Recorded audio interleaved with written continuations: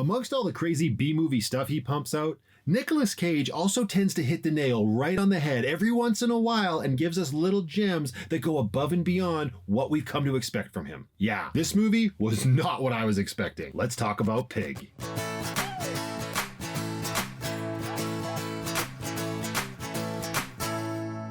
Pig is the feature film debut from director Michael Sarnowski, and he firmly plants himself on my radar as a director that I will be keeping track of and looking forward to what he does in the future. The movie is about a reclusive truffle farmer named Robin, played by Nicolas Cage, who lives in the woods of Oregon with his pet pig. So far, movie's spot on with its title. One night, the pig gets abducted and Robin sets out to get her back, which leads him to Portland, where he comes face to face with his past. That's the nutshell version. And while it would be easy for me to explain who Robin was before he became this odd backwoods farmer who lives in an off-grid tiny home with just the bare essentials, I think that would end up spoiling a lot of this experience when it comes to an initial viewing. Honestly, as typically weird as the movie sounds, Nicolas Cage is a farmer who lives on his own with a pig that gets abducted and he sets out for revenge. It actually ended up being a pretty somber and moving story about expectations, friendships, the amount of pressure we put on ourselves in order to achieve greatness, and the actual perceivable value of things that do and do not matter. Yeah,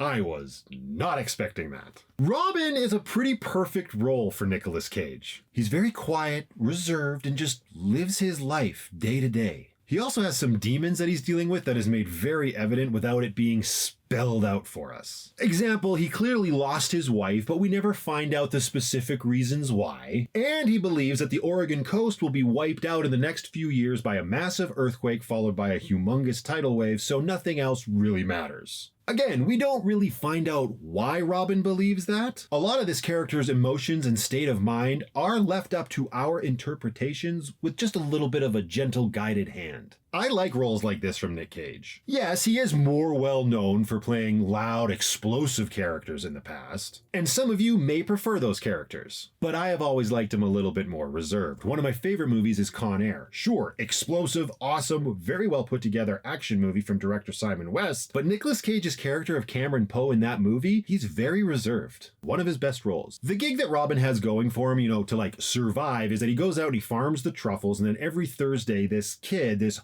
hotshot up-and-comer Amir from the city, comes in with a cooler full of supplies which he trades to Robin for the supply of truffles that he has harvested that previous week. Amir, who's played by Alex Wolff, who you might recognize from the Jumanji sequels and most recently Old, then sells those truffles back to the big restaurants in the city. Amir is basically the only person Robin really knows anymore, so when his pig goes missing, Amir is the one that he calls, and he sort of becomes his reluctant Uber, getting Robin around Portland as he tries to track down the pig. That's me doing a huge disservice to the character of Amir, actually. He's not just Robin's driver. He becomes just as important to the story as Robin, and the two really end up sort of helping each other figure out what it is that they value in life. Sidebar, there is this scene at the beginning where Robin is attempting to head out after the pig has been abducted, and he uncovers this old truck that he's clearly had there for years. He fills it with gas, uses the generator to boost the battery, and then fires it up. The camera then stays locked on Robin as he throws the truck into gear and attempts to drive away. And the truck is just making these god-awful noises, like just the worst, and the audio is building and building, and it's becoming more and more intense. I just start to cringe, and the whole scene gives me this stupid grin on my face because I just know